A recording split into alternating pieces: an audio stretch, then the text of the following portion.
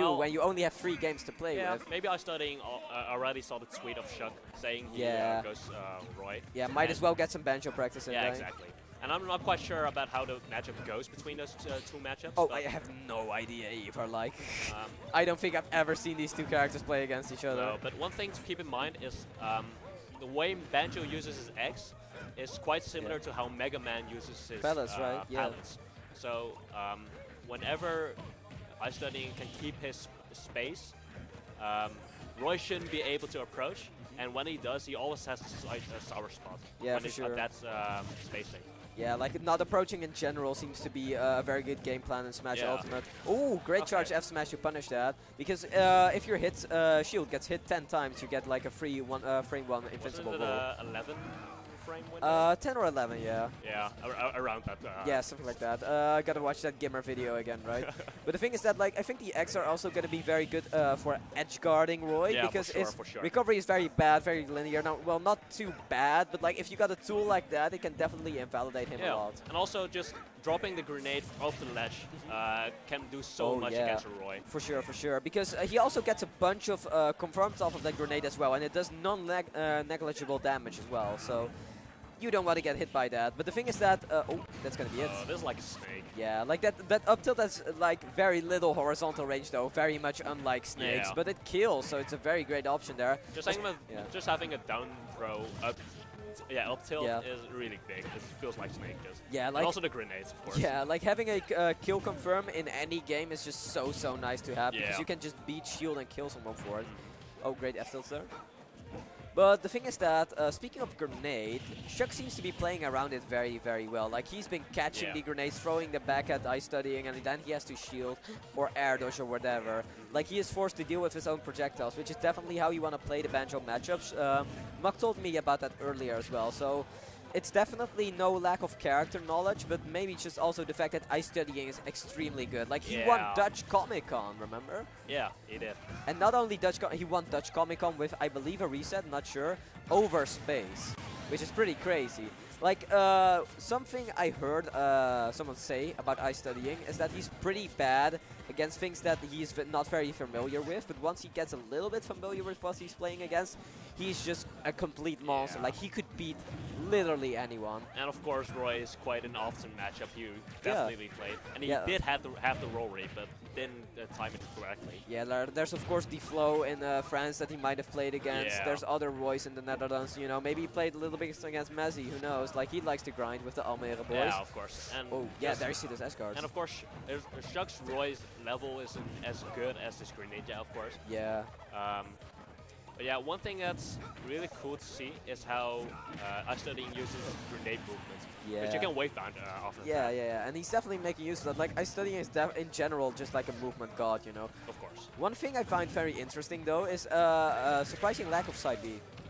Because that move is like, obviously if you shield it from a distance it's punishable, but otherwise it's, there you see it, it's a very good move. The reason he doesn't use his side B as much is A, he doesn't need it, and B, Roy offstage is really good, of course. Yeah. And iStudying offstage wants to keep without the side B is quite predictable. Yeah, I think so having the Wonder Wing to recover with a mix-up is quite important. For sure, for sure. I can definitely agree with that point, but I do think he kind of needs it to kill as well, because ShuC has been living stocks until around like 160 consistently, so having like a pretty decent kill option there is pretty handy. Also, no jetpack. I think he was out of that %, and even if he hit it, he probably would have hit the sour spot, which is one key difference when playing Roy as opposed to Chrom. Yeah.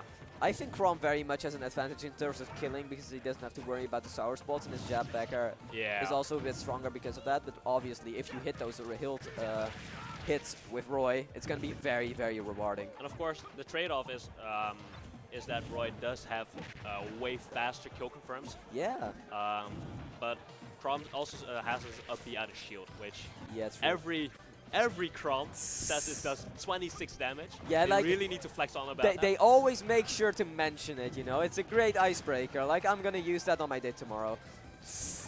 Oh, great recovery there. Yeah, and there's gonna be side B we mentioned earlier, right? Catching that landing, using the invincibility, and iStudying is gonna be taking game number 1 with its Well, he didn't use it at all, so Yeah. ShuC probably didn't even... think about it, right? Yeah. And that's the most dangerous part. Once you forget about Banjo's side B, it's over. It's already over, right? Yeah. You always have to keep that option in mind. You always have to keep that brain at 100%, and Banjo just kind of lives there rent-free. It's crazy. Yeah, and iStudying saving that best option for the last stock. Very smart stuff. But here's going to be the game theory, right? Like, is he gonna stay Banjo once ShuC might switch to Greninja? Also, is ShuC gonna play Roy again? Yeah, that's gonna be the big question, right? Because that's gonna be a very clear indication whether he's comfortable or not with the Roy. But the thing is that iStudying has to pick his character first. Yeah. So he won the game. Yeah, so he either has to predict him going Greninja, and then he probably will go Greninja as well. It doesn't even matter since ShuC just can wait around and just think about his options. Yeah, for sure, for sure. Oh, does no hesitation Okay. from iStudying going straight to the Greninja, and clearly ShuC thinks that the Roy is going to be helping him out in this matchup. He is confident enough to close this set out with Roy, which is what that pick says. So it's going to be very, very interesting to see what's going to happen here. One thing to keep in mind is the usage of ShuC's iStudying's neutral B. Yeah. From many players, I've heard that whenever iStudying has a lead, all he does is throw some weak neutral Bs. Yeah. Just keeping space, especially against Roy. Yeah, and that's optimal, right? Because you want to see what your opponent does first, and when they commit first, you lose. Very great air stall with the water shuriken as well. Okay, good stuff, good stuff. Playing around each other's shields is so important in Smash because they both have like very safe on-shield options, but Greninja's out-of-shield options are actually surprisingly lacking. Oh, really great jab block.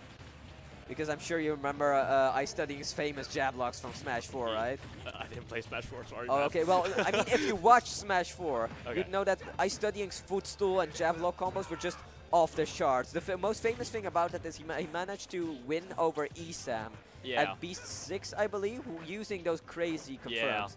And those just kind of, you know, always sticked around. Oh, great forward there. Already we already seen wow. We already seen some weak neutral Bs just to check on what Roy tries to do. Yeah, and also to interrupt the neutral B on the ledge that it's such a fast option, so why not go for it, right? It's a great option and also kills surprisingly early, even with a tiny bit of charge. Speaking of charge, there's something very interesting about Greninja's neutral B, which is that I believe the power and knockback changes every so many frames instead of having like levels like Samus does, you know? Yeah. Which I think is how every single charge move should be designed, but for some reason it's only Greninja. Well, Samus can't store her charge. Yeah. I think that makes a big difference. I guess that makes a lot of sense, yeah, but you know, I still wish that more charge moves worked like that, because then like even charging for those very few frames, even if it's risky, becomes worthwhile, you know? It's decision making. iStudying going for a UP water gun, trying to get to gimp Roy. Yeah. But of course, ShuC plays Greninja as well, so he kind of knows all the setups. Yeah, exactly. Like he's a little bit known. Like he knows the matchup a little bit. Great down tilt to up smash, by the way. Like the classic. The classic. It's always gonna end up with like it's either that or either down tilt to forward air, which isn't true. So your opponent always air dodges into F smash. Nice read, bro. Like nice frame trap.